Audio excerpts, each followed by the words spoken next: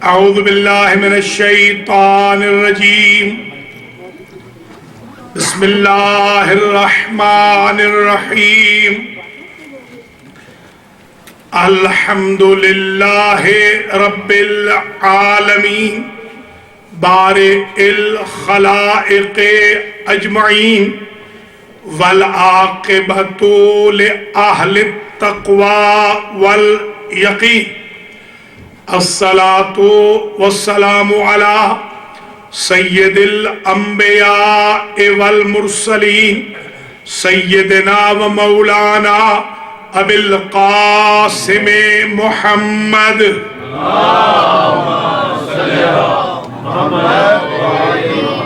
ثم الصلاة والسلام علی اہل بیتہ الطیبین الطاہرین معصومین المنتجبین الغر المیامین الذین اذهب اللہ عنہم الرجس وطہرہم تطہیرا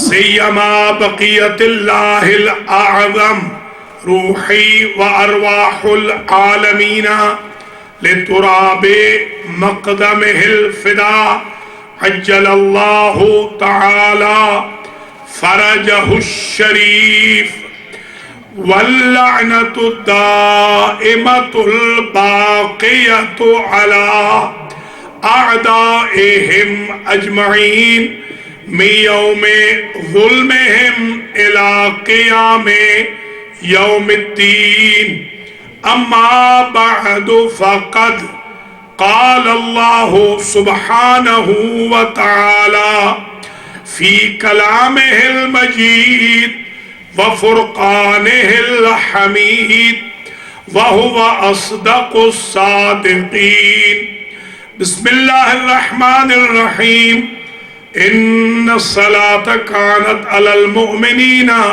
کتابا موقوتا صلوات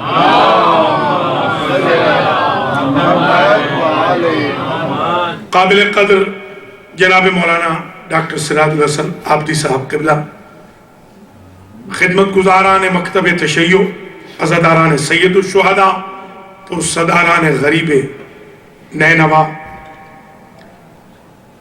سادات و مؤمنین و مومنات، شاہ نجف امام بارگاہ الیگزینڈریا ورجینیا میں 1437 ہجری کے ایام عزا کی آج آخری مجلس ہے، اور آج کی مجلس میں انشاءاللہ فروع دین پر بحث کروں گا۔ کل میں نے اصول دین پہ بحث کی تھی، آج کی گفتگو فروع دین پر ہوگی۔ جب ہم بچے تھے تو ہم نے مولانا فرمان علی صاحب قبلہ کی جو دینیات پڑھی تھی تو اس میں 6 فروع دین لکھے ہوئے تھے۔ آپ کو بھی یاد ہوگا، جو بزرگ ہیں، جو جوان ہیں انہوں نے 10 پڑھے۔ یہ بھی یاد رکھ لیجئے کہ نہ 6 ہیں نہ 10 ہیں، اس سے بھی زیادہ ہے۔ یہ جو 6 یا 10 لکھے گئے یہ یوں سمجھ لیں ہیڈ لائنز ہیں، 6 سرخیاں ہیں، اس کے نیچے تو بہت زیادہ ہے۔ ہر دین کے اس امر کو فرع دین کہتے ہیں جس کے ذریعے اصل دین کو تقویت ملے اور نجات دنیا اور آخرت کا حصول۔ سبحان اللہ۔ تو آج کی مجلس میں جو معتدبہ تعداد لکھی گئی ہے انہی پر اکتفا کیا جائے گا۔ پہلا فروع دین ہے نماز۔ ان الصلاۃ کانت علی المؤمنین کتابا موقوتا۔ پورے قرآن مجید میں اگر آپ ڈائریکٹ اور انڈائریکٹ نماز کے احکام کو تلاش کریں تو 700 جگہ نماز کا ذکر آیا۔ سبحان اللہ۔ قرآن میں 700 جگہ ہیں جہاں نماز کا تذکرہ ہے۔ تو اگر نماز کا ذکر 700 مرتبہ قرآن میں ہے، اور ہماری جو ایک کتاب ہے علل الشرائع، اس کے اندر ایک روایت لکھی ہے کہ صادق آل محمد نے 4000 لاجکس بتائیں فلسفیز بتائیں نماز کے بارے میں 4000 احکام بتائے امام نے صرف نماز کے بارے میں. اور کیونکہ ہمارا مذہب نمازیوں کا مذہب ہے، نمازی اماموں کا مذہب ہے، نمازی رسول کا مذہب ہے، اس لیے ہمیں چاہیے کہ اس پر ذرا فوکس کریں کہ نماز کی اہمیت کیا ہے. قرآن مجید میں جہاں بھی ذکر آیا سوائے ایک جگہ کے، ہر جگہ اقامہ صلاۃ کا حکم ہے. اقیموا الصلاۃ وآتوا الزکاۃ، نماز قائم کرو. صرف ہے وقرآن الفجر، فجر کو پڑھو. باقی جہاں بھی ذکر آیا اقامہ صلاۃ کا ہے. اقامہ صلاۃ میں اور قراءت صلاۃ میں بنیادی فرق یہ ہے کہ قراءت یہ ہوگی کہ آپ اپنے لیے پڑھ رہے ہیں، اقامہ صلاۃ یہ ہے کہ آپ دوسروں کو بھی اس نماز میں لا رہے ہیں، نماز کی مارکیٹنگ کر رہے ہیں، نماز کے بارے میں سیلفش واقع نہیں ہو رہے، بلکہ خود بھی نمازی ہیں، دوسروں کو بھی نمازی بنا رہے ہیں، اور نماز کی ویسے ہی مارکیٹنگ کر رہے ہیں جیسے بزنس مین اپنے بزنس کی مارکیٹنگ کرتا. اقامہ صلاۃ کا مطلب یہ ہے، یعنی نماز قائم کرو. اور دیکھیے ہم جس زمانے میں زندگی گزار رہے ہیں یہ قائم کا زمانہ ہے، یہ قیام اسی سے قائم ہے، اسی سے اقامت بھی ہے. یہ اقامت جو آپ کہتے ہیں نا، اذان اور اقامت، ہمارے ہاں پرائرٹیز بدل گئی ہے. میں ابھی ایک جگہ سے مجلس پڑھ کے آ رہا ہوں، تقریباً آپ کے پاس سے 2 گھنٹے کا فاصلہ ہے، وہاں پینسلوینیا کے بارڈر پر ماشاءاللہ بھرا ہوا مجمع تھا، مگر نماز صرف میں نے پڑھی وہاں پر. یہ آج کی بات عرض کر رہا ہوں، مغرب کی نماز صرف ایک فقیر نے پڑھی ہے، باقی سب نے کھانا کھایا ہے نماز کے وقت پہ. تو یوں نہیں ہونا چاہیے، نماز کے وقت میں نماز ہونی چاہیے، کھانے کے وقت کھانا ہونا چاہیے. مجھے یاد نہیں میری حوزے کی زندگی میں کبھی بھی ہم نے نماز سے پہلے کھانا کھایا ہو. ہمارے اساتذہ یہ کہتے تھے کہ نماز پڑھ کے کھانا کھاؤ تاکہ وہ کھانا تمہارے لیے گوارا ہو جائے، اس میں گارنٹی ہو جائے گی کہ نماز کی وجہ سے اس میں کوئی تکلیف نہیں رہے گی.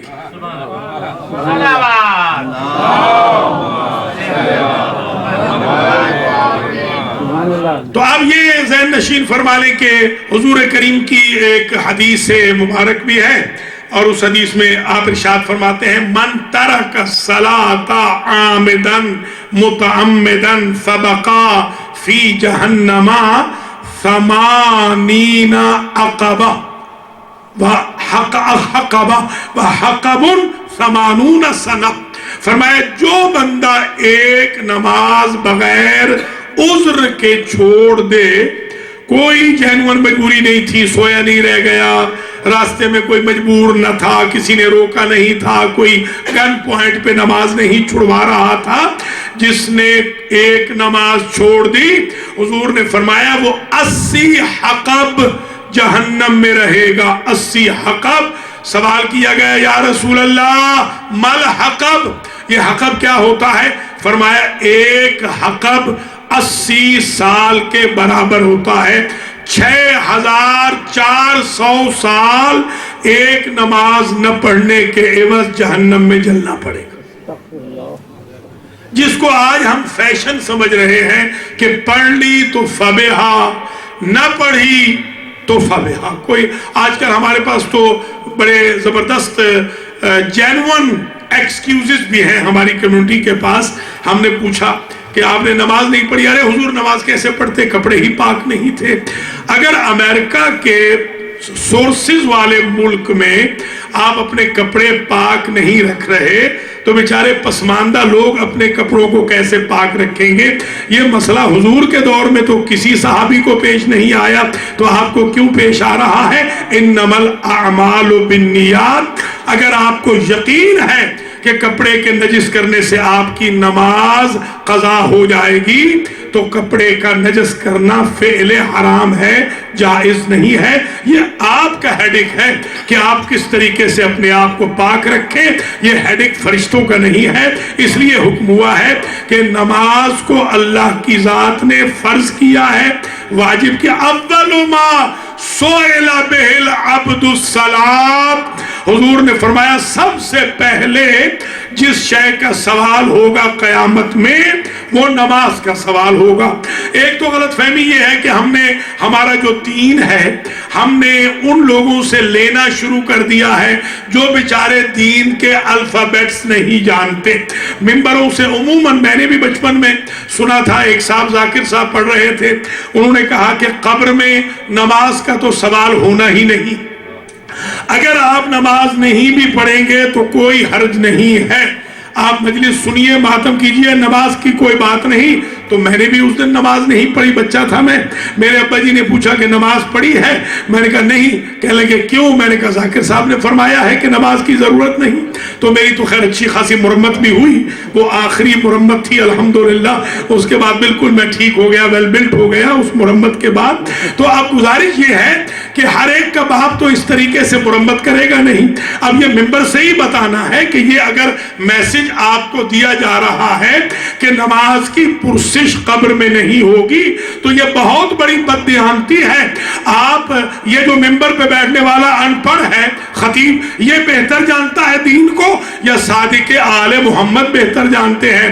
امام تو فرماتے ہیں قبر میں پہلا سوال ان 6 اصول دین کے سوالوں کے بعد نماز کے بارے میں ہوگا۔ قبر میں نماز پوچھی جائے گی، امام فرماتے ہیں قبر میں روزہ پوچھا جائے گا، قبر میں زکوٰۃ کا پوچھا جائے گا، قبر میں حج کا پوچھا جائے گا، قبر میں ہماری ولایت کا پوچھا جائے گا، قبر میں وقت کے بارے میں پوچھا جائے گا۔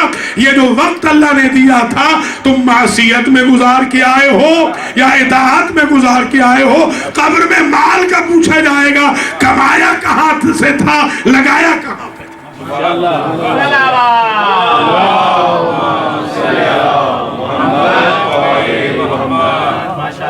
تو پہلا سوال قبر میں بھی اصول دین کے سوالوں کے بعد نماز کا ہوگا۔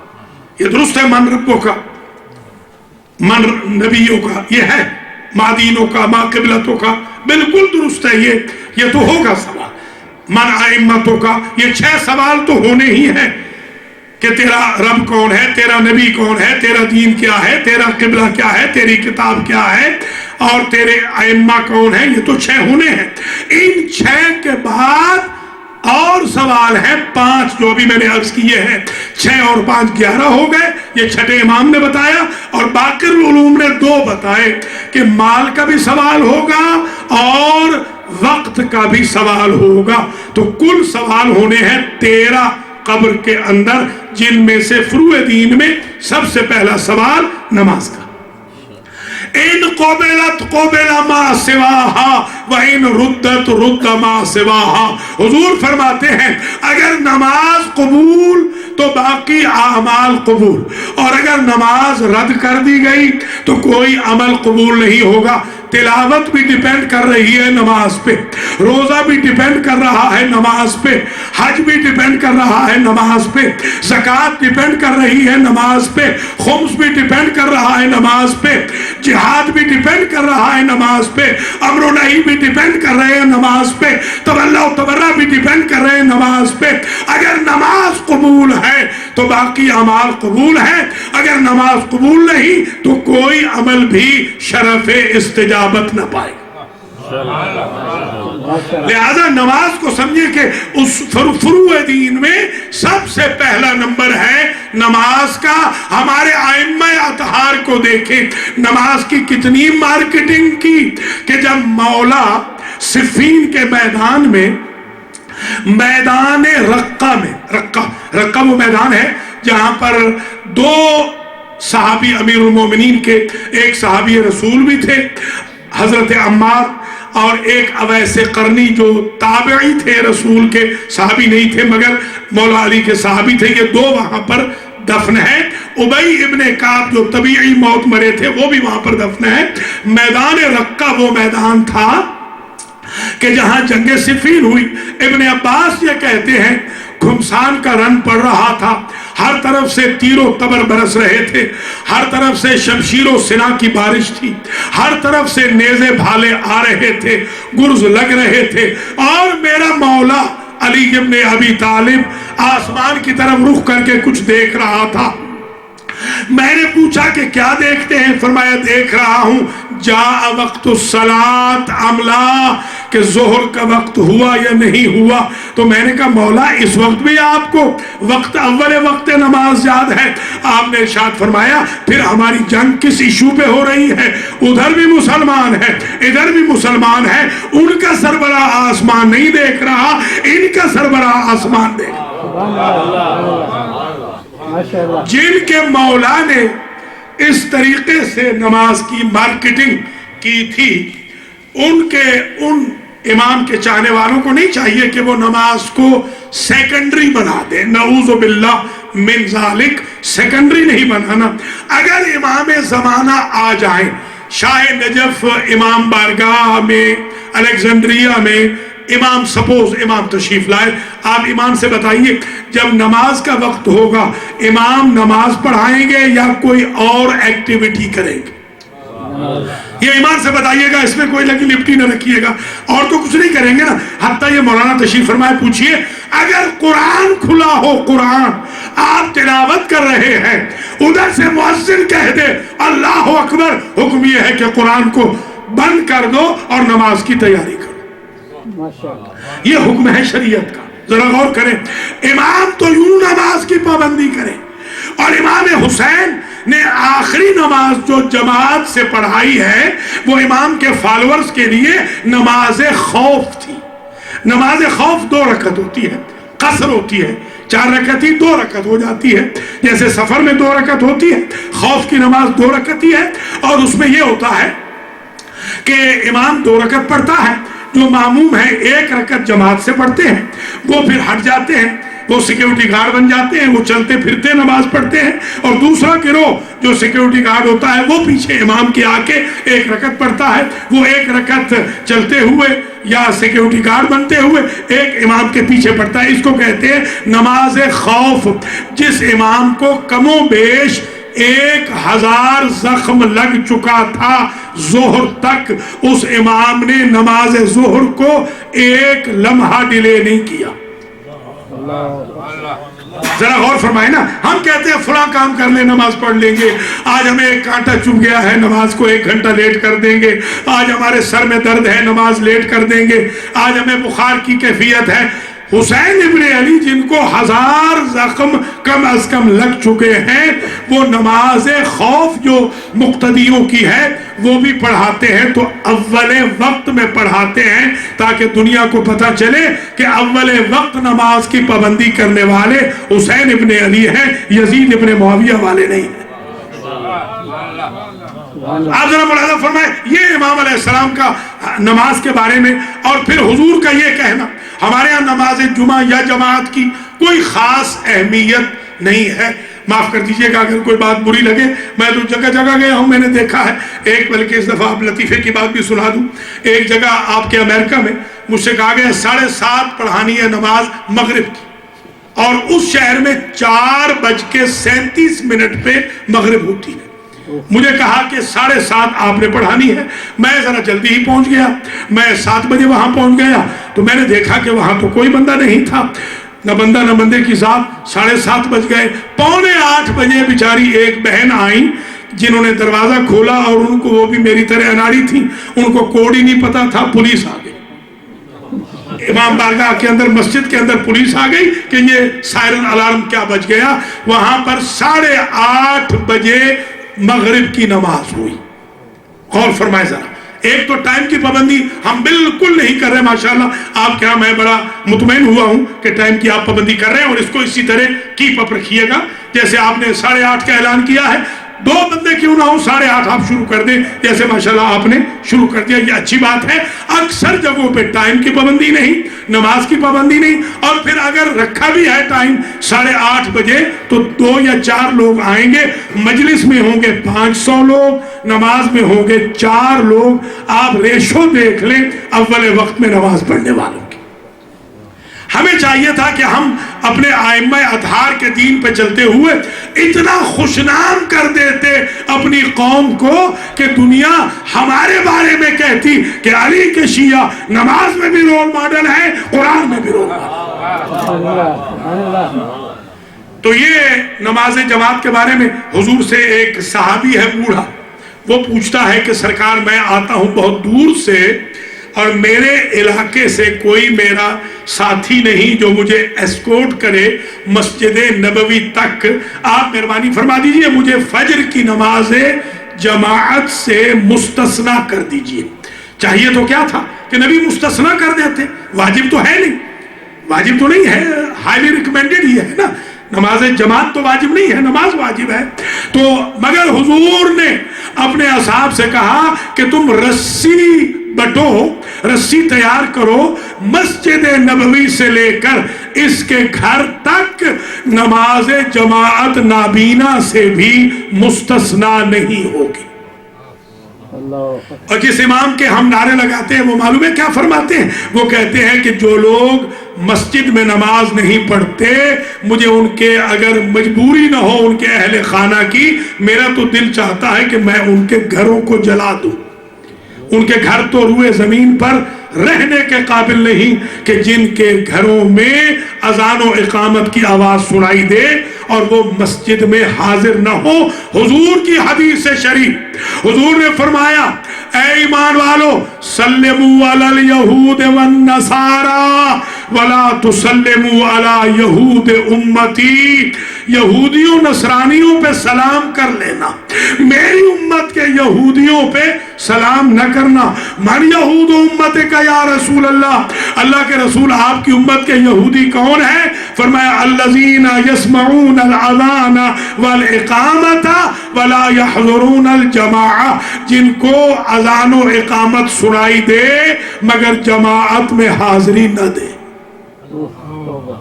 کچھ ملاحظہ فرما رہے ہیں؟ یہ پہلا فرع دین ہے جس میں ہم فیل نظر آ رہے ہیں۔ ہمارے یہاں عموماً آئیے بسم اللہ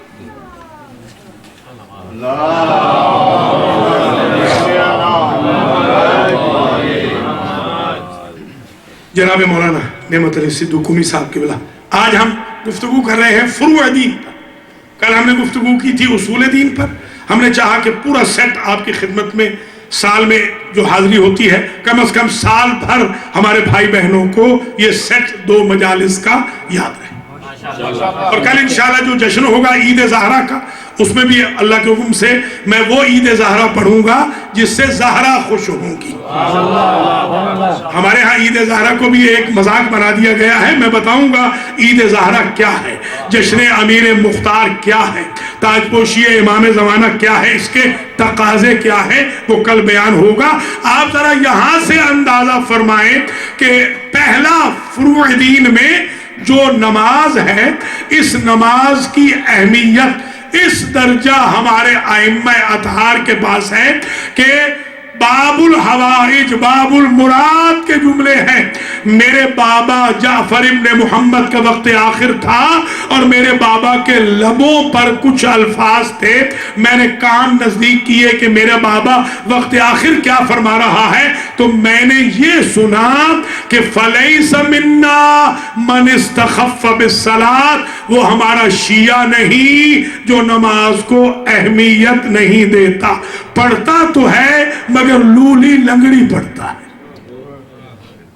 یہ قرآن بھی کہتا ہے، کسالہ کا لفظ قرآن نے دیا ہے کہ یہ نماز تو پڑھتے ہیں، منافق نماز پڑھتے ہیں مگر سست پڑھتے ہیں۔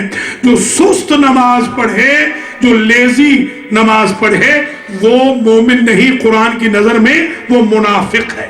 اور جو نماز کو اہمیت نہ دے امام صادق کی نظر میں، وہ شیعہ علی ابن ابی طالب ہی نہیں۔ جو آپ کے میرے مولا نے پہلی سورت پڑھی تھی وہ کیا تھی؟ قد افلح المؤمنون، اس میں کیا تھا؟ اس کے اندر یہ ہے کہ نہیں کہ وہ نمازوں کے سیکیورٹی گارڈ ہیں، وہ نمازوں کو اہمیت دیتے ہیں۔ آپ سورۃ البقرہ کے ابتداء میں کیا پڑھتے ہیں؟ الذین یقیمون الصلاۃ، وہ جو نماز قائم کرتے ہیں۔ یہ قرآن ان کے لیے ہدایت ہے جو نماز قائم کرتے ہیں، جن کا نماز سے کوئی ربط نہیں، ان کا قرآن سے کوئی ربط نہیں۔ لہذا یہ پہلا جو فروع دین میں سے نمبر 1 وہ ہے نماز۔ اور نماز آپ جانتے ہیں کہ ظاہر ہے ہمارے امام حسن عسکری سلام اللہ علیہ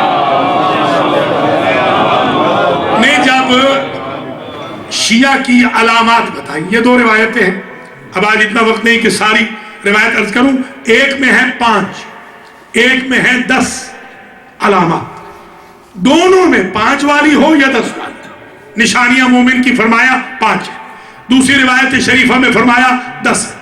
دونوں روایتوں میں پہلی نشانی فرمایا صلاۃ 51 رکعتن، ہمارا شیعہ وہ ہے کہ جو 24 گھنٹے میں 51 رکعت نماز پڑھتا ہو، 17 واجب 34 سنت انکلوڈنگ نماز تہجد۔ یہ امام علیہ السلام جن کی شہادت کی شب آج ہے وہ بتا رہے ہیں۔ اب میں کہتا رہا ہوں، دیکھیے پارٹی کوالیفائی کرتی ہے، آپ کے ملک میں جو پارٹیاں ہیں، پیپلز پارٹی ہے یا شریفوں کی ہے جو نام کے شریف ہیں، یا وہ دوسری عمران کی جو پارٹی ہے، جتنی بھی پارٹیاں ہیں، مولویوں کی پارٹیاں ہیں، اسلامی پارٹی ہے، غیر اسلامی پارٹی ہے، جتنی بھی پارٹیاں ہیں وہ کوالیفائی کرتی ہے، وہ بتاتے ہیں ہماری ممبرشپ کی کنڈیشن کیا ہے، وہ فارم فل کراتے ہیں لوائلٹی کا۔ آپ کے امام فرما رہے ہیں ہمارے شیعہ کی پہلی کوالیفیکیشن ہی نماز ہے، جو نماز نہیں پڑھتا وہ ہمارا شیعہ ہی نہیں، ہم تو نمازیوں کے امام ہیں، علی متقیوں کے امام ہیں۔ نہیں تو پھر جملہ بدل دیجئے اذان میں، اشہد ان امیر المؤمنین و امام المتقین، کل سے کہیے اشہد ان امام المؤمنین و امیر المتقین، نہیں کہہ سکتے، کیوں؟ اس لیے کہ امیر کا تعلق ہے دنیا سے، امام کا تعلق ہے یوم ندعو کل اناس بامامہم، یعنی دنیا میں علی والا رہنا ہے تو مومن بننا ہوگا، قیامت میں علی کے جھنڈے کے نیچے اٹھنا ہے تو متقی بننا ہوگا۔ نعرہ حیدری، آگے بلند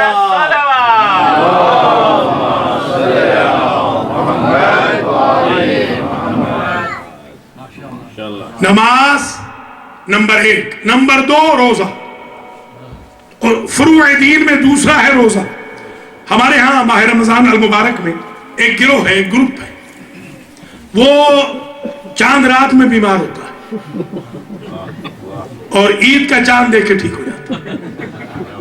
بہت ہی زبردست جماعت ہے، یہ گروپ ہے، اس کو میں کراچی سے دیکھتا آ رہا ہوں، جی ہاں الحمدللہ یہاں تک دیکھتا آ رہا ہوں، اس کو میں ملتان سے دیکھتا آ رہا ہوں، یونانیمس ہے یہ گروپ، ہمیشہ کے لیے بس وہاں بیمار ہوگا یہاں ٹھیک، 29-30 دن ان کی بیماری ہے بس۔ خدا کا خوف کرنا چاہیے، اللہ کی ذات نے کہا ان تصوموا، روزہ رکھو، اسی میں تو صحت ہے، خیر ہے تمہارے لیے، روزے میں خیر ہے، آپ خیر سے بھاگ رہے ہیں۔ اللہ نے نماز میں رزق رکھا ہے، آپ فقیر ہونے پہ تلے۔ اللہ نے نماز میں حادثات سے حفاظت رکھی ہے، آپ مرنے پہ تلے ہیں۔ اللہ نے گھروں کا سکون نماز کی ادائیگی میں رکھا ہے، اللہ نے تربیت اولاد کی گارنٹی نماز و روزہ میں رکھی ہے، آپ بچوں کو خراب کرنے پہ تلے۔ صرف آخرت ہی نہیں، دنیا کا بھی فائدہ ہے نماز و روزہ سے۔ گھر آباد و شاد ہو جائیں گے اگر نماز و روزہ کا خیال رکھو گے۔ اختبروا شیعتی بثلاث، آپ کے امام فرماتے ہیں جن سے آپ کا مذہب منسوب ہے، جعفریہ، وہ فرماتے ہیں ہمارے شیعہ کا ٹیسٹ کرنا ہے تو 3 چیزوں میں کرو۔ نمبر 1 فی اوقات الصلاۃ کیف محافظتہم علیہا، دیکھو ہمارے شیعہ اوقات نماز میں کتنی پابندی کرتے ہیں. یہ ٹیسٹ ہے شیعہ کا. 33% جو ریمارکس ہیں وہ تو نماز کے وقت کے ہیں کہ نماز کو ٹائم میں پڑھو، وقت میں پڑھو. تو یہ روزہ انسان کو، اسلامک کو، آج لوگ کہتے ہیں کہ ذرا بریک دو. آئی ڈاکٹر کہہ رہے ہیں کہ بریک دینی چاہیے. حالانکہ جنت کے دروازے پہ اللہ نے پہلے لکھا کہ اگر چاہتے ہو کہ تمہاری صحت اچھی ہو جائے، لِكُلِّ شَيْءٍ حِيلَةٌ وَحِيلَةُ الصِّحَّةِ فِي الدُّنْيَا أَرْبَعُ خِصَالٍ. اگر تم چاہتے ہو تمہاری صحت اچھی ہو جائے، 4 کام کر لو. ہے بڑے مشکل ذرا. کون کون سے؟ قلت الطعام، کم کھاؤ. حضور نے کہا تھا 2-4 لقموں کی بھوک رہتی ہو تو بند کرو. ہم 2-4 دن کا پہلے سے کھا لیتے ہیں، پھر تہجد کے لیے کیسے اٹھیں گے؟ یہ روایت میں ہے کہ وہ بندہ جو پیٹ بھر کے کھا کے سوئے گا وہ تہجد میں نہ اٹھے تو ملامت نہ کرے. آپ کو اپنے آپ کو مینٹین رکھنا پڑتا ہے. آج کہا جا رہا ہے کم کھانے میں صحت ہے. کل تک ہم سنتے تھے بسیار خوری میں صحت ہے. آج کہہ رہے ہیں کم کھانے میں. وَقِلَّةُ الْكَلَامِ. چاہتے ہو صحت اچھی ہو جائے، ٹاکٹیو نہ بنو. اپنی زبان کو بھی بریک دو. دیکھیے آنکھوں کو بھی بریک چاہیے، دماغ کو بھی بریک چاہیے. اس لیے نومکم سباتا کہا ہے. یہ جو نیند ہم نے بنائی ہے آرام کے لیے بنائی ہے تاکہ آپ کے سارے آرگنز ذرا ریسٹ کر لیں. روزہ جسے وبال جان لوگ سمجھ رہے ہیں، یہ تو انسان کے لیے کمفرٹ کا سبب ہے. اور سب سے بڑی بات یہ ہے کہ انسان روزے کے ساتھ اللہ کا مہمان ہو جاتا ہے. اللہ ایک مرتبہ زمانی طور پہ میزبان بنتا ہے اور ایک مرتبہ مکانی طور پہ میزبان بنتا ہے. مکے چلے جاؤ حج کرنے تو اللہ میزبان ہو جاتا ہے، روزہ رکھ لو تو اللہ میزبان ہو جاتا ہے.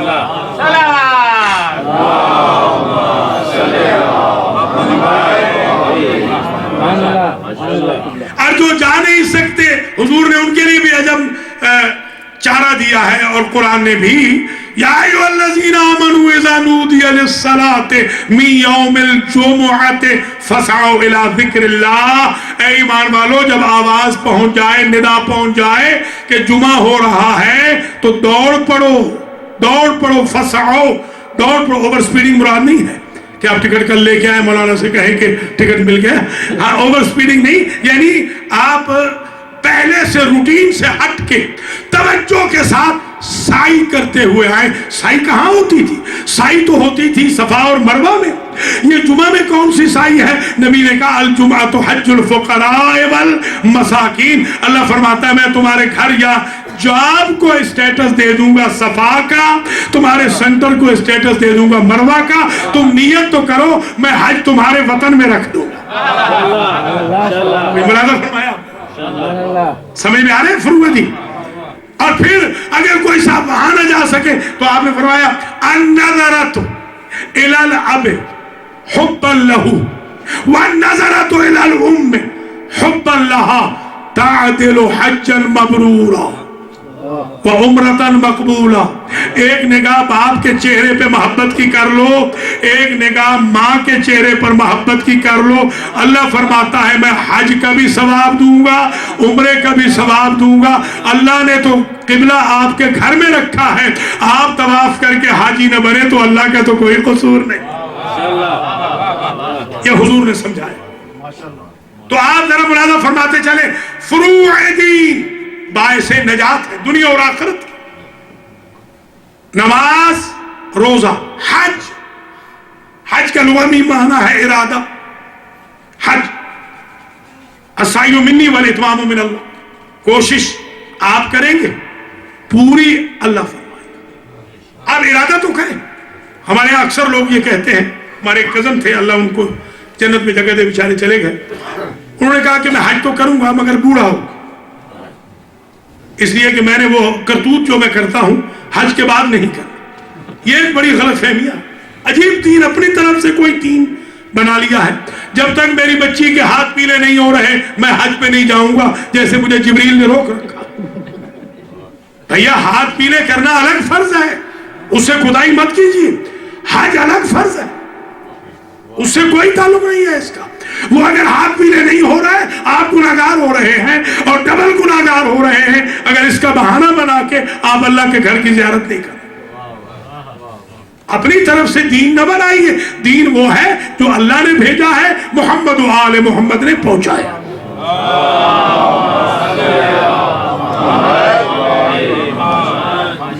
حج سے پلٹنے کے بعد انسان یوں آتا ہے جیسے شکم مادر سے آیا۔ آپ نہیں چاہتے کہ اگر آپ ایک مرتبہ اللہ کا گھر دیکھ لیں کم از کم گارنٹی ہو جائے کہ گناہوں سے پاک ہو گئے؟ اس سے بڑی کیا سعادت ہو سکتی ہے؟ اور 3 دعائیں ایسی ہیں کہ جو آپ کرتے ہیں تو یقیناً قبول ہوتی ہیں، یقیناً۔ اگر کعبہ کو دیکھ کر 3 دعائیں کریں تو یقیناً قبول ہوتی ہے۔ ہم جب طالب علم تھے ہم نے ایک صاحب سے پوچھا، قم کے ایک آغا صاحب تھے، ہم نے کہا پہلی دعا کیا کریں؟ فرمایا پہلی دعا یہ کرنا کہ زندگی کی ہر حاجت پوری کر دیں، ہر دعا جو ہم کریں وہ قبول ہوتی جائے۔ دیکھیں طریقہ ہوتا ہے مانگنے کا۔ تو آپ وہاں تشریف لے جائیں، حج کریں۔ حج امریکہ میں رہنے والے تقریباً ہر شخص پہ حج واجب ہے، تقریباً۔ جب مولویوں پہ واجب ہے تو دوسروں پہ کیسے نہیں ہوگی؟ ہمارا تو کوئی روزگار ہی نہیں ہوتا خاص۔ آپ تو ہم سے زیادہ امیر ہیں، ہم پر جب واجب ہے تو آپ پہ کیسے واجب نہیں ہوگی؟ کیا زندگی میں کبھی بھی آپ مستطیع نہیں رہے ہوں گے؟ امریکہ میں رہنے والے مستطیع ہیں، ان کو چاہیے کہ وہ حج کریں اور اس سے محروم نہ ہو۔ وَلِلَّهِ عَلَى النَّاسِ حِجُّ الْبَيْتِ مَنِ اسْتَطَاعَ إِلَيْهِ سَبِيلًا۔ ہمارے ایک دوست تھے، خواجہ بھائی ہیں بلکہ، دوست محمد صاحب، جنہوں نے قائد اعظم کو غسل دیا۔ ایک زمانے میں وہ آپ کے ورجینیا میں رہتے تھے، آج کل ہمارے نیو جرسی میں ہیں، اور ہماری المہدی فاؤنڈیشن کے وہ ٹرسٹی بھی ہیں، بزرگ ہیں، کافی مسن ہیں۔ انہوں نے قائد اعظم کو فرماتے ہیں لائف بوائے کا صابن تھا جو میں نے اپنے ہاتھ سے ملا تھا قائد اعظم کے بدن کے اوپر۔ یعنی گویا دنیا میں اس وقت ایک گواہ زندہ ہے قائد اعظم کا کہ قائد اعظم شیعہ تھے۔ انہوں نے کہا تھا کہ مولانا انیس رضوی صاحب نے جنازہ پڑھایا تھا، کیونکہ قائد اعظم کی وصیت تھی کہ میرا جنازہ شیعوں کے طریقے سے پڑھایا جائے۔ وہ ایک گواہ ہیں کہ قائد اعظم شیعہ تھے، اور دوسرا گواہ مجھے سمجھ لیجئے کہ فاطمہ جناح ہمارے گھر میں آئی تھی، میری ماں کے مصلے پر بھکر میں ہمارے گھر میں مہاجرین کے محلے میں مسجد کے سامنے ہمارا گھر تھا، نماز پڑھی تھی، انہوں نے ہاتھ کھول کے نماز پڑھی تھی، میں اس کا آئی وٹنس ہوں۔ میں اس وقت 5-6 سال کی عمر ہوگی میری، اور میری ماں کے ساتھ وہ گئی تھی مہاجرین کے امام بارگاہ میں، انہوں نے دونوں ہاتھوں سے امام بارگاہ میں ماتم حسین بھی کیا تھا۔ اچھا ذرا شاید ہے جب سے یہ ڈاکومنٹیشن بھی چلی جائے کہ بعض لوگ کہتے ہیں پتہ نہیں ان کا مذہب کیا تھا، ان کا مذہب کیا تھا۔ ظاہر ہے کہ جب قاتلان حسین کے مذہب پوچھ رہے ہیں تو کیا قائد اعظم کا مذہب نہیں پوچھتے؟ تو یہ بھی ضروری ہے بتانا۔ تو آپ ملاحظہ فرماتے چلیں کہ دوست محمد روپانی نے مجھے ایک بات کہی 80s میں، جب میں قم سے آتا تھا، سولجر بازار میں ایک میرا درس ہوتا تھا رات میں، اور انجمن خدام القرآن کھارا در کے زیر اہتمام دوسرا، 2 درس میں رات میں دیتا تھا رمضان المبارک میں۔ تو مجھے انہوں نے پوچھا باپو، یہ باپو کہتے ہیں مولانا کو جو ہمارے خواجہ بھائی ہیں گجراتی، باپو تو نے قائد اعظم کی جنمگاہ دیکھی ہے جہاں قائد اعظم پیدا ہوئے؟ میں نے کہا مجھے کیا ضرورت ہے وہاں دیکھنے کی، میں تو آتا ہوں تقریر کرنے کے لیے۔ انہوں نے کہا بڑا بھولا باپو ہے تو۔ ظاہر ہے بچے ہی تو تھے ہم، اتنے 80s میں کہاں اتنے کوئی اڈلٹ انف تھے، ابھی تک تو ظاہر ہے اتنی عمر نہیں تھی، تو جوان ہی تھے۔ تو انہوں نے کہا بڑا بھولا ہے تو کیسا پاکستانی ہے کہ جس نے بانی پاکستان کی جنمگاہ نہیں دیکھی؟ اس دن تو وہ جملہ سمجھ نہیں آیا، بعد میں سمجھ آ گیا یہ کیسا شیعہ ہے جو اپنے مولا کی جنمگاہ کا طواف نہیں کرتا۔ ایک طرف اللہ کا گھر ہے، دوسری طرف آپ کے مولا کی ولادت گاہ بھی تو ہے نا، تاکہ دیکھیے تو صحیح کہ کس طرح مولا کی ولادت گاہ کا نشان رکن یمانی پہ آج بھی ابھرا ہوا ہے۔ بت شکن کا نشان تاریخ کے بت پرست مٹا نہ سکے، نہ اسے مٹا سکے۔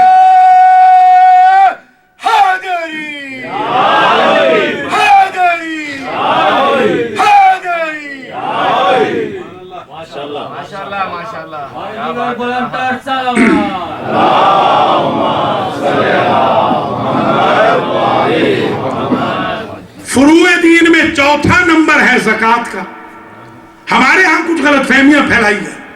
مثلا میں سنتا ہوں کبھی کبھی یوٹیوب پہ بھی یہ کچھ کلپس پڑے ہوئے ہیں کہ شیعوں میں نہ زکوٰۃ ہے نہ شیعوں میں جمعہ ہے. نعوذ باللہ من ذالک. بھیا جمعہ حکم قرآن ہے, شیعوں میں کیسے نہیں ہوگا؟ پہلا جمعہ ہی ہم نے قائم کیا ہے. مسجد جمعہ میں حضرت محمد مصطفیٰ نے امامت فرمائی ہے, علی مرتضیٰ نے اقتداء فرمائی ہے, سلمان و بوذر و مقداد مقتدین میں شامل ہے. یہ کیسے ممکن ہے کہ ہمارے ہاں مذہب میں جمعہ نہ ہو؟ واجب ہے تخییری ہونا کی الگ بات ہے. یہ نہ کہیے گا کہ ہے ہی نہیں جمعہ, نعوذ باللہ. یا زکوٰۃ نہیں ہے, وہ الگ چیز ہے کہ امریکہ میں رہنے والوں کا نصاب پورا نہ ہو. بالکل یہ درست ہے. یہ نہیں ہے کہ البتہ ایک زکوٰۃ تو وہ ہے نصاب والی, اور ایک اخلاقی طور پہ فرض اور زکوٰۃ ہے. وہ ایک نہیں بلکہ کئی ہے. میں صرف ایک بتاؤں گا. مثلا زکوٰۃ العلم نشرو, علم کی زکوٰۃ یہ ہے کہ سیلفش نہ بنو. جو ٹیکنالوجی تم نے سیکھی ہے قوم کو بھی سکھاؤ, ہر بندہ ویل آف ہو. بہت سارے ہیں زکاتیں ہمارے ہیں تو 50 قسم کی زکاتیں میں نے ایک درس میں بیان کی تھی کہ اگر آپ کو کوئی عہدہ مل گیا ہے اس کی بھی زکات ہے. کفارۃ عمل السلطان الاحسان الی الاخوان, کہ اپنے مومن بھائیوں پہ بھلا کرتے رہو. ان کا اگر کوئی اچھا سا عہدہ آپ کو مل گیا ہے تو اپنے مومنین کو کبھی فراموش نہ کرنا. کون کہتا ہے ہمارے یہاں زکات نہیں ہے؟ بھیا زکات اتنی پرائمری چیز ہے کہ ہمارے مولا کو پبلکلی جو سند ولایت ملی ہے وہ نماز اور زکات کے سنگم سے تو ملی ہے. کوئی سمجھے ذرا. انما ولیکم اللہ ورسولہ والذین آمنوا الذین یقیمون الصلاۃ ویؤتون الزکاۃ وہم راکعون. حالت رکوع میں علی مرتضیٰ کے علاوہ کسی نے انگوٹھی نہیں دی ہے, صرف علی ہے جنہوں نے زکات اور نماز کو ایک جگہ جمع کر دیا. نعرہ حیدری یا علی یا علی یا علی مدد. والذین ہم للزکاۃ فاعلون. آپ کا مولا پہلے آتے ہی یہ پڑھ رہا ہے, دستے پیغمبر پر یہ پڑھ رہا ہے, سورہ مومنون کو پڑھ رہا ہے. مانعین زکاة کے بارے میں باقاعدہ حکم تھا, معصوم نے لگایا تھا, وہ ایسے تھوڑی لگایا تھا. تارکین زکاة, مانعین زکاة کے بارے میں. تو یہ کبھی نہ کہیے گا ہمارے مذہب کو بدنام کیا جا رہا ہے. الحمدللہ ہمارے ہاں نماز بھی پرائمری ہے, زکاة بھی پرائمری. 5واں نمبر ہے خمس کا. وَعَلَمُوا أَنَّمَا غَنِمْتُمْ, جو کچھ تم غنیمت میں یعنی بچاؤ تم, فَأَنَّ لِلَّهِ خُمُسَهُ وَلِلرَّسُولِ وَلِذِي الْقُرْبَى وَالْيَتَامَى وَالْمَسَاكِينِ وَابْنِ السَّبِيلِ. جو کچھ تمہیں بچ جائے. دیکھیے ارننگ پہ ہے زکاة, توجہ رہے, سیونگ پہ ہے خمس, اور جس کا خمس دے دیا المخمس لا یخمس الی یوم القیامہ, جس کا خمس دے دیا اس پر قیامت تک پھر کوئی خمس نہیں. اور زکاة کا معنی ہوتا ہے نمو. لوگ سمجھتے ہیں ہم زکاة دیں گے تو پیسہ کم ہوگا. زکاة کا معنی ہی بڑھوتی ہے کہ اس کے ساتھ تو بڑھتا ہے مال, کم کبھی ہوتا ہی نہیں ہے. اور خمس تو آل محمد کی ولایت, جو آل محمد کی ولایت ہے. آپ یہاں ٹیکس دیتے ہیں نا, ٹیکس کس لیے دیتے ہیں؟ یہ صرف سمجھانے کے لیے ہے. نعوذ باللہ کوئی خدا نخواستہ یہ نہ سمجھ لے, جس طرح ہمارے مولانا صدیق صاحب کل کہہ رہے تھے کہ اوباما والی مثال سے خدا نخواستہ کوئی یہ نہ سمجھ لے کہ اللہ مجبور ہے یا اللہ معذور ہے. اللہ نہ معذور ہے, اللہ نہ مجبور ہے. یہ صرف سمجھانے کے لیے ہوتا ہے. جو میں نے عرض کیا تھا, اللہ تو غنی مطلق ہے الحمدللہ رب العالمین. وہ جہاں چاہے دیکھ سکتا ہے, جب چاہے دیکھ سکتا ہے, جس کے ذریعے چاہے دیکھ سکتا ہے. وہ الگ بات ہے کہ اس نے مولا علی علیہ السلام کو منتخب کیا. تو یہ صرف سمجھانے کے, جیسے ٹیکس آپ کیوں دیتے ہیں؟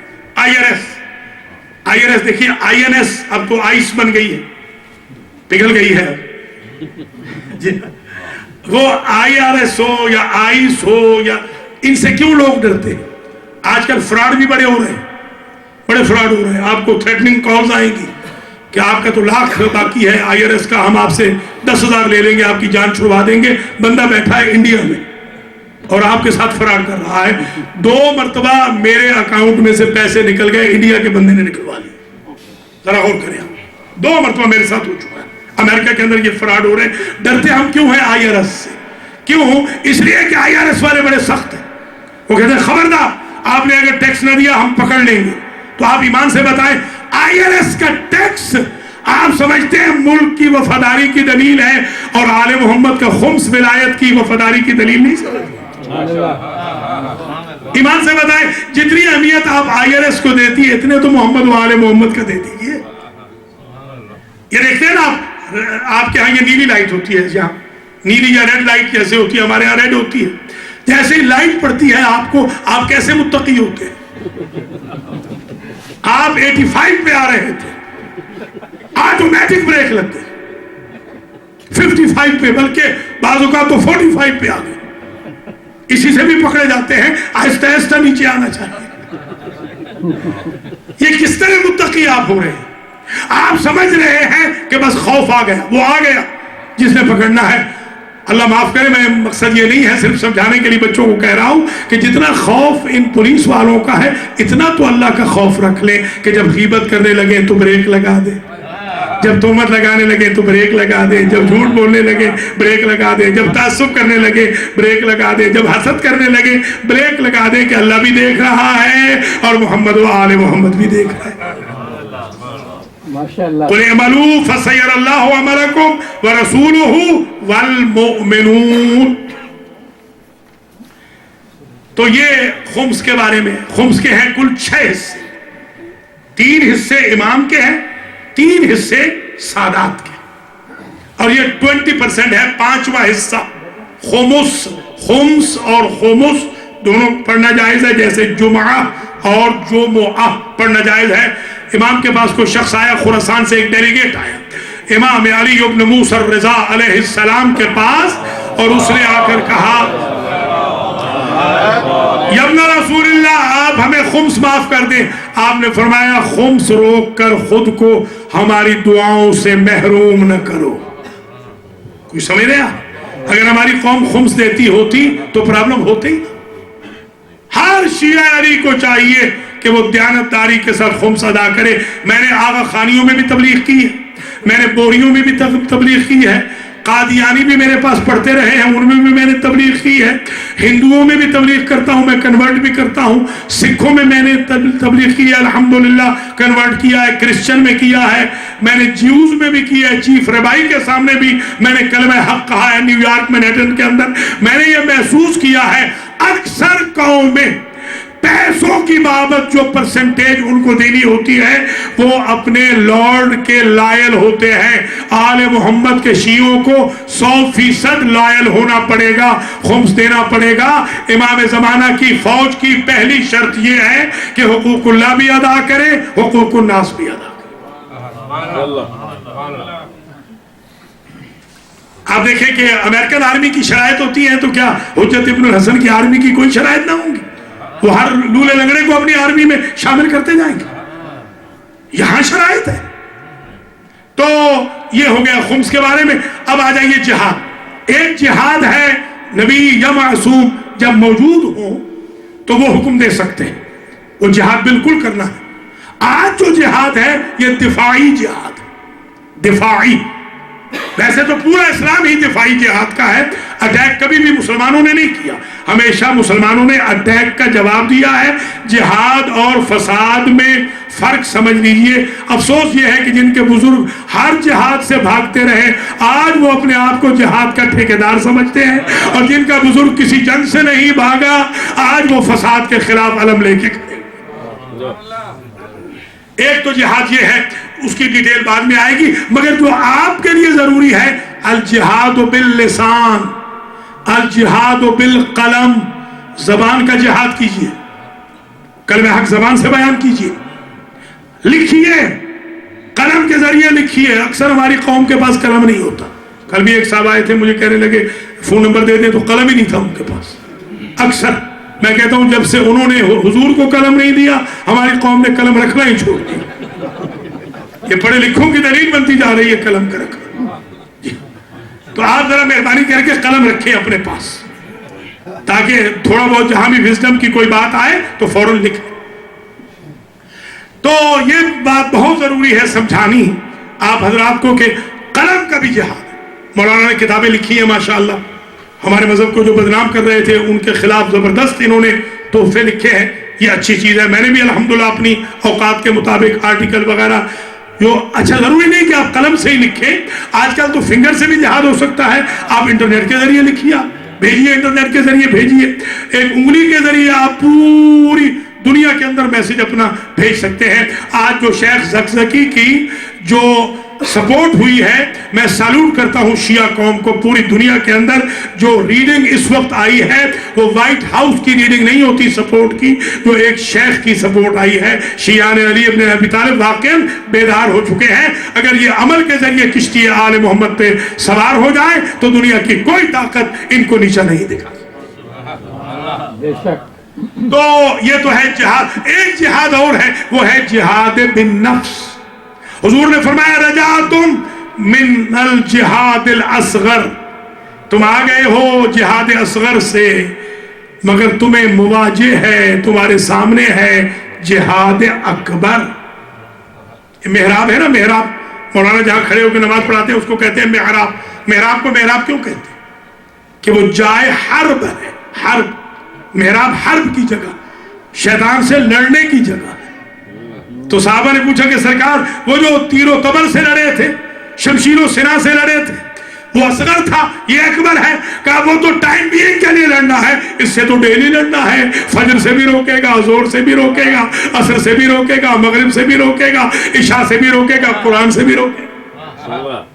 یہ ہے جہاد اکبر. اس جہاد کو، اور پھر امر بالمعروف اور نہی عن المنکر. کنتم خیر امت اخرجت للناس، تم بہترین امت ہو، تأمرون بالمعروف وتنہون عن المنکر. ظاہر ہے کہ تدعون الی الخیر، خیر کی طرف دعوت دینے والے. تو یہ امام حسین کا جو جہاد تھا یہ امر بالمعروف اور نہی عن المنکر کا جہاد تھا. آج میں سنتا ہوں کہ ہمارے اوپر پابندیاں لگتی ہیں. ایک جگہ میں تقریر کرنے گیا، انہوں نے کہا کہ کوئی بات امر بالمعروف اور نہی عن المنکر کی ممبر سے نہیں کیجیے گا. میں نے کہا کہ اگلے سال بلانا ہے کہ نہیں؟ کہنے لگے جو نہیں کرو گے تو بلائیں گے. میں نے پوری تقریر ہی امر بالمعروف اور نہی عن المنکر پہ ہر سال جا رہا. اللہ کا لاکھ لاکھ شکر ہے. زندگی بھر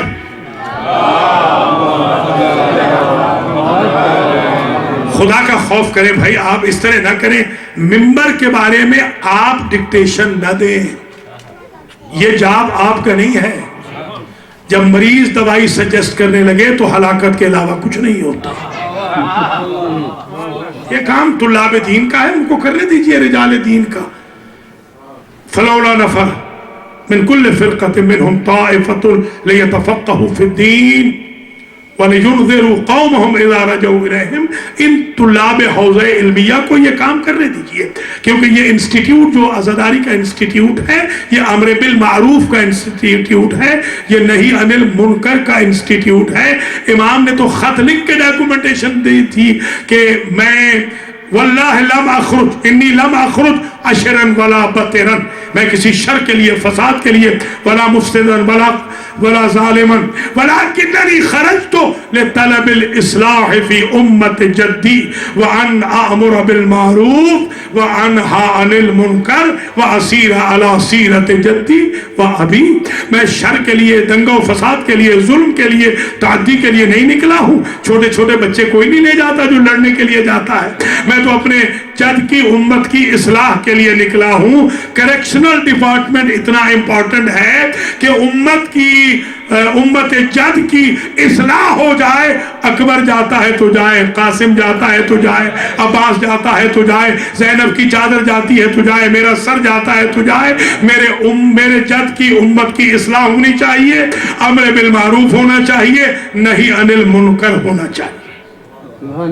ہمارے کرائٹیریاز بدل گئے ہیں. ہم بھی نیکی کا کام کرتے ہیں مگر ہم عرض بالمعروف کرتے ہیں، ریکویسٹ کرتے ہیں. ریکویسٹ نہیں کرنی، ہاں کمانڈمنٹ ہے بھائی. بیٹوں سے، بچوں سے کہہ رہے ہیں بیٹا نماز پڑھو، ہاتھ جوڑ کے کوئی نہیں نماز پڑھنے والا. امر کو عرض کر دیا ہے. خدا کا خوف کریں. امر بالمعروف ہے، سختی ہے. ہم 18 گھنٹے جاب کریں تاکہ بیٹا 18 گھنٹے فلمیں دیکھے. ان کو سمجھانا پڑے گا امر بالمعروف. تبھی تو صحابہ کرام کہتے تھے، مدینہ میں نعرے تھے ان کے، ادبوا اولادکم باخلاق آل محمد. لوگوں نجات چاہتے ہو تو اپنی اولاد کو آل محمد کے ایٹیکیٹ سکھاؤ، آل محمد کے اخلاق سکھاؤ. تولا و تبرا. ہمارے والد صاحب قبلہ کہتے تھے کہ ہماری قوم بھی بڑی عجیب ہے، ادھر شروع ہوتی ہے امامت تک آتی ہے اصول دین میں، اس کے بعد جست لگاتی ہے، قیامت کو بھی چھوڑ دیتی ہے، نماز روزہ حج زکوٰۃ خمس جہاد امر نہیں تولا چھوڑ کے سیدھی تبرہ پہ شارٹ کٹ لگا. بھیا حفظ مراتب ہیں. تبرہ کا مطلب یہ نہیں ہے کہ جو آپ کا دل چاہے، تبرہ وہ ہے جو آل محمد کا دل چاہے.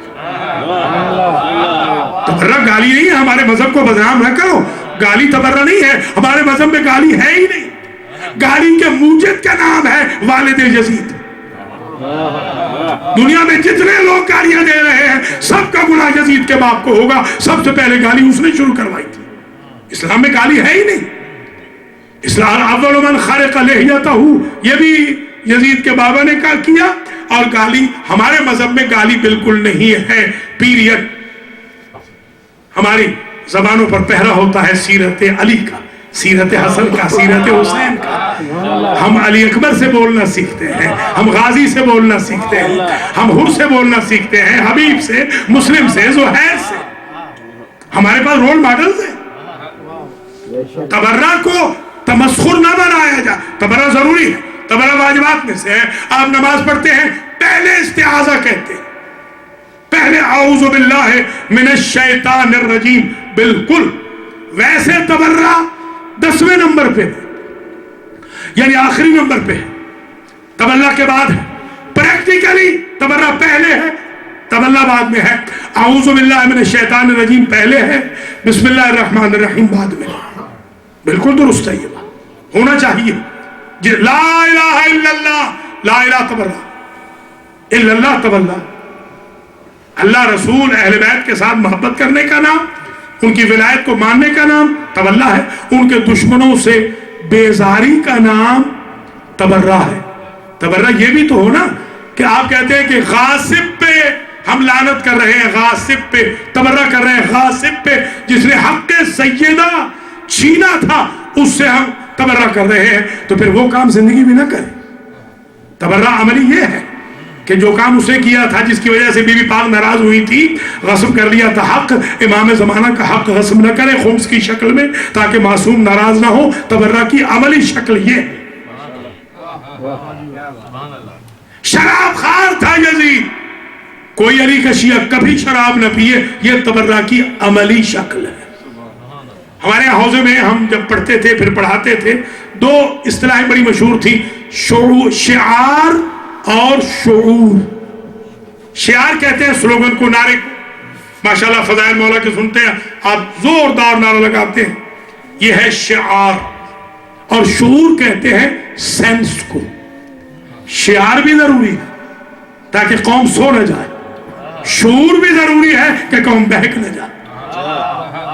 کوئی سمجھ رہے یا نہیں؟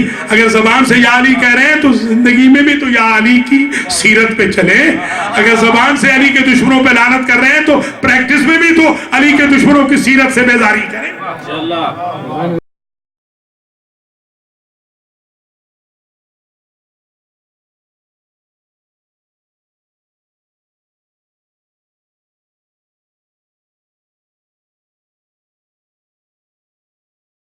شعور بھی ملحوظ خاطر رہے. بالکل تبرہ ضروری ہے. کوئی نہیں کہہ رہا تبرہ نہ کرو، تبرہ کرنا ہے، مگر تبرہ کا معنی گالیاں نہیں ہے. تبرہ کا معنی اپنے مذہب کو بدنام کرنا نہیں ہے. تبرہ ضرور کریں ان کے خلاف جو آل محمد کے دشمن ہیں، ان سے جتنی بیزاری دوری آپ کر سکتے ہیں. اگر آپ نہیں کریں گے تو اللہ تو کر ہی رہا ہے. الا لعنت اللہ علی القوم الظالمین. کاذبوں پہ اللہ کی لعنت ہے، ظالموں پہ اللہ کی لعنت ہے، فاسقوں پہ، فراڈیوں پہ اللہ کی لعنت ہے. خود جو میدان مبالہ ہے وہ لعنت ہی کا تو میدان ہے.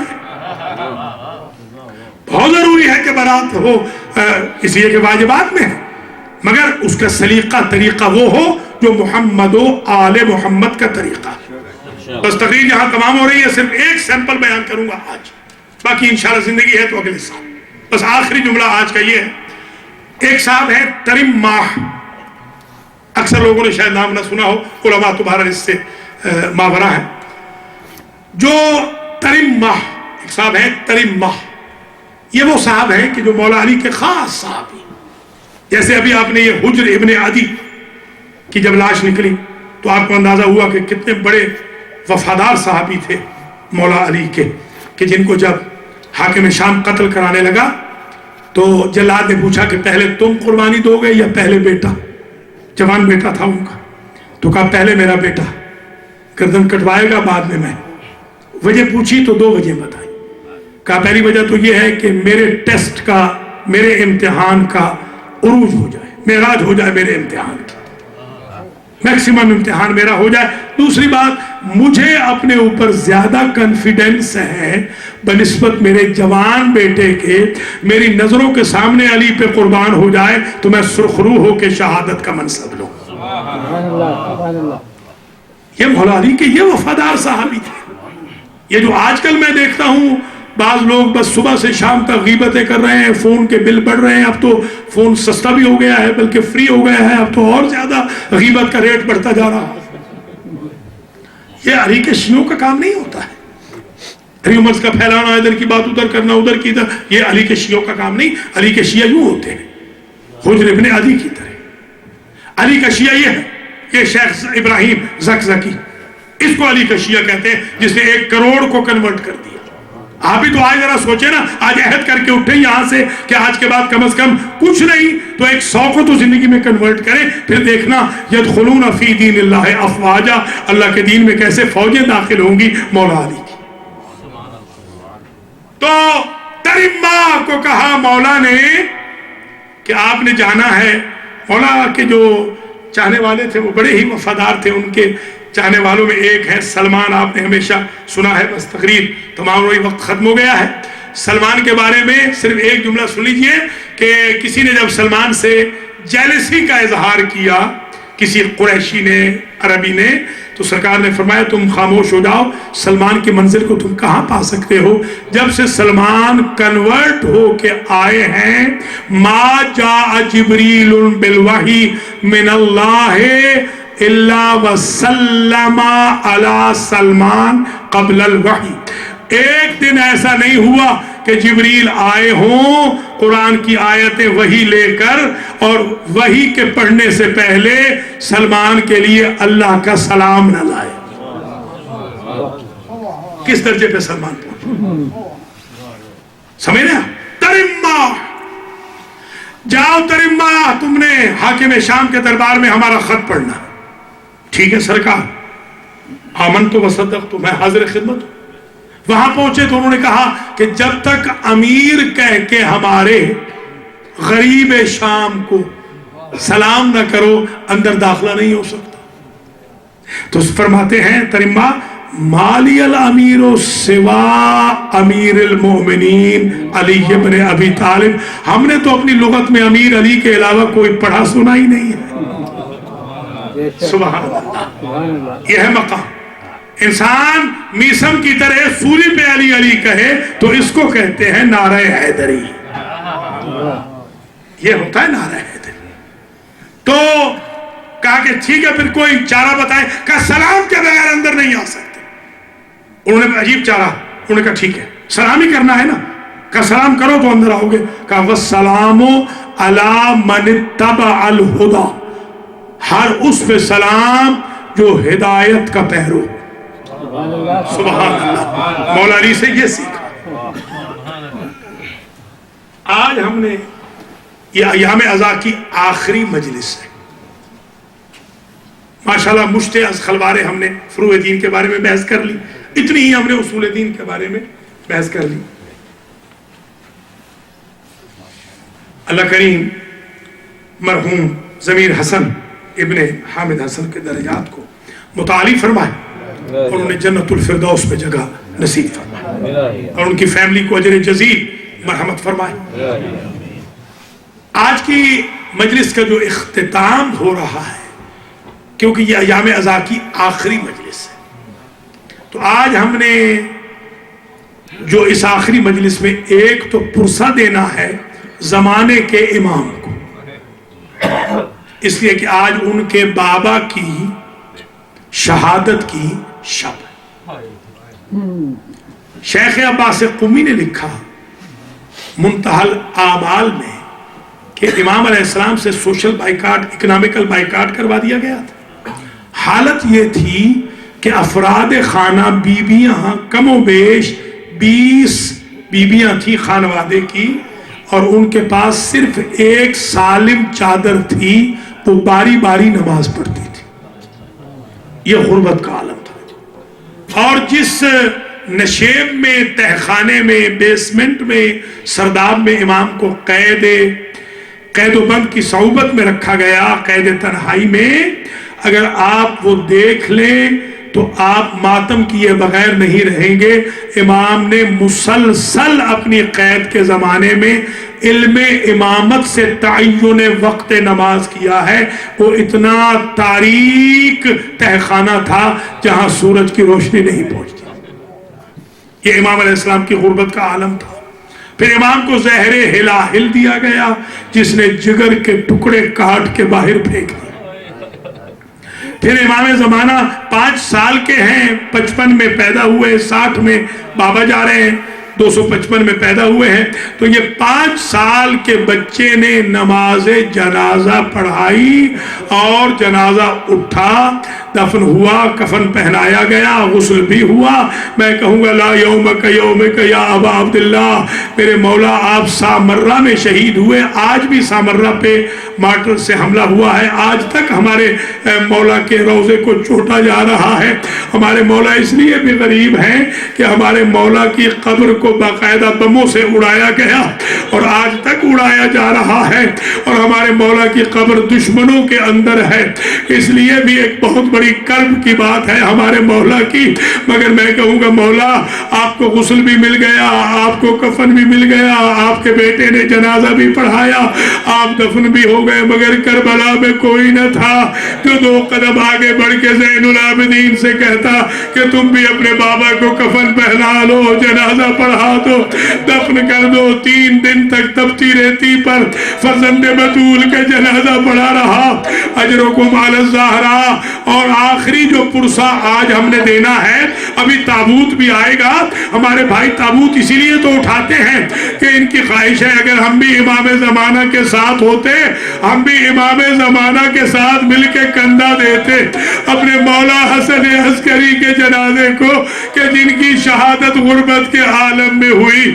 اسی لیے حسرت پوری کرتے ہیں، تابوت نکالتے ہیں۔ اللہ ماتمیوں کو بھی جزائے خیر دے، اللہ نوحہ خانوں کو بھی جزائے خیر دے، اللہ ان بزم و سنگتوں کو بھی سلامت رکھے، اللہ تعالیٰ عزاداری کرنے والوں کو زندہ و سلامت رکھے۔ ضمیر حسن صاحب، اقبال صاحب کی فیملی کو بھی اللہ جزا دے۔ قبلہ محترم دونوں جو علماء تشریف فرما ہے، پڑھنے لکھنے والے، اللہ سب کو جزائے خیر دے۔ منظورین کو اللہ شفایاب فرمائے، طاہرہ ترابی کو بھی، ڈاکٹر ایوب خان کے والد صاحب کو بھی، اور بھی جو منظورین ہیں انہوں نے التماس سے دعا کی ہے، بڑی امید رکھتے ہیں۔ آج ایک ایسی ای میل آئی ہے جس نے مجھے رلا دیا، وہ ایک ایسی کینسر زدہ بہن کی ای میل تھی، وہ کہتی ہے ساری امیدیں دم توڑ گئی ہیں، مگر 8 ربیع الاول کی ایک امید باقی ہے۔ آج آپ نے ذکر کرنا ہے ان بیویوں کا جن کے چہروں کے رنگ بدل گئے تھے۔ مجھے یقین ہے آج کی مجلس میں مجھ غریب کے لیے دعا کر دے، شاید بی بی زینب کے صدقے میں اللہ مجھے شفا دے دے۔ اگر اس مجلس میں بھی کوئی منظورین ہیں، بیمار ہیں، اللہ ان بیماروں پہ رحم کرے۔ اس مجلس میں تشریف فرما، مجھ سمیت، علماء سمیت، سادات و مومنین مومنات سمیت جتنے بھائی بہنیں بچے بچیاں ہیں، اللہ ان کے مرحومین کی مغفرت فرمائے۔ اجرکم اللہ. بس مجلس ہو گئی ہے. آج ہم نے ودا کرنا ہے ایام ازا کا. آج 1437 ہجری کی آخری مجلس ہے. میں جب ڈرائیو کرتا ہوا آ رہا تھا فری لینڈ سے آج پینسلوینیا کے بارڈر سے, تو خدا شاہد ہے ایک دم ہچکی بند گئی ڈرائیو کرتے ہوئے. وہ اس لیے ہچکی بند گئی کہ کیا آج کے بعد یہ رونقیں ختم ہو جائیں گی, کیا آج کے بعد یہ ماتم ختم ہو جائیں گے. کچھ عرصے کے لیے تو یا حسین واہ حسین غریب زہرا کا ماتم ختم ہوگا نا, کچھ عرصے کے لیے تو یہ بزم لپیٹ دی جائے گی. اللہ اکبر. مجھے وہ بیویاں یاد آ گئی کہ جب نانا کے روضے پہ پہنچی تو نانا کے روضے پہ پہنچ کے بی بی زینب نے بیان کیا, نانا جب کوئی پردیس جاتا ہے عرب کا دستور ہے اپنے رشتہ داروں کے لیے تحفے لاتا ہے. نانا میں شام گئی تھی, آپ کی امت نے مجھے تحفہ دیا. یہ کہہ کے زینب نے اپنی آستین الٹ دی اور کہا نانا یہ رسیوں کے نشان امت کا تحفہ ہے. نانا ہمیں رسیاں پہنائی, ہمیں بازاروں میں پھرایا, ہمیں درباروں میں پھرایا. اور پھر زینب عالیہ کے بعد ام کلثوم نے عجب بیان کیا. وہ بیان یہ تھا, نانا ابو سفیان کی ساری بہو بیٹیاں برقوں میں ملبوس اپنے محلوں میں بیٹھی رہی, اور تیری بیٹی کی بیٹیاں کبھی کسی موڑ پر, کبھی کسی چوک پر, کبھی کسی بازار میں, کبھی کسی دربار میں پھرائی گئی. اور جب بی بی زینب اندر جب گئی تو کرتا اٹھایا حسین ابن علی کا اور اپنے نانا کی قبر پہ رکھا. نانا کی قبر ہل گئی. بی بی کہتی ہے نانا اپنے نواسے کا ایک کرتا دیکھ کر قبر لرز گئی. میرے کلیجے کا اندازہ کر, میں 70 قدم پہ دیکھتی رہی, میرا بھائی ذبح ہوتا رہا. جزاک اللہ اجرکم اللہ. یہ سماج کا اصول ہے. اگر کوئی آپ کی بیٹی سفر پہ گئی ہو اور اسے راستے میں 100 تکلیف ہو, وہ آپ کو نہیں بتاتی, وہ نانا کو بھی نہیں بتاتی, وہ چچا ماموں بھائیوں کو نہیں بتاتی. جب ماں ملتی ہے تو ماں سے کہتی ہے اماں ذرا مجھے علیحدہ ملنا, میں اپنی کتاب مصائب کی کھول کے سناؤں گی. وہ زینب جس نے نجف میں صبر کیا, وہ بی بی زینب جس نے کربلا میں صبر کیا, وہ زینب جس نے قبر رسول پہ صبر کیا, جب اماں کی قبر پہ آئی تو صبر نہ کر سکی, پیمانہ لبریز ہوا, سارے مسائب بیان کر دی. اماں تیرا اکبر نہ رہا, اماں تیرا قاسم نہ رہا, اماں میں مہمان مارے گئے, اماں میزبان مارے گئے, اماں جسے چکیہ 20 کے پالا تھا. جزاک اللہ اجرکم اللہ. ایک بین ہے, اسی بین پہ آج کی مجلس ختم کر دوں گا. بی بی زینب نے اپنی ماں کی قبر پہ رخسار رکھا اور ایک مرثیہ کا پہلا شعر فرماتی ہے افاطم سحرنا وما ترینا ومن سحر اللیالی قد امینا. اما اچھا ہوا آپ ہمارے ساتھ شام نہیں آئی, اما اچھا ہوا آپ ہمارے ساتھ کوفہ کے بازاروں میں نہیں آئی. آپ سے جو ہماری توہین کی گئی برداشت نہ ہوتی. مسلسل ہمیں جگراتے دیے گئے, ہمارے بچے بیویاں جب سونے لگتے ہمیں نیزوں سے اٹھاتے, ہمیں چھڑیوں سے اٹھاتے. اماں ہمیں اتنا جگایا, اتنا ستایا, ہماری آنکھوں کا نور کم ہو گیا. اب تو تیرا تعویذ قبر بھی صحیح نظر نہیں آ رہا. بس یہ کہہ کے اپنی میکی حویلی میں آئی بی بی زینب. جیسے ہی حویلی میں آئی نا, بی بی زینب کے 18 بھائی تھے. بی بی زینب نے 18 دروازوں پر تالے دیکھے. اکثر دروازوں پہ تالے تھے, 9 بھائی تو بی بی کے کربلا میں مارے گئے. جب اکثر بھائیوں کی حویلیوں پہ بی بی نے تالے دیکھے تو ایک جملہ کہا, بارے الہا کبھی تو میرے بھائیوں کے گھر کھلے تھے, تھا، آج میری میں کی حویلیاں برباد ہو گئی. ماتم حسین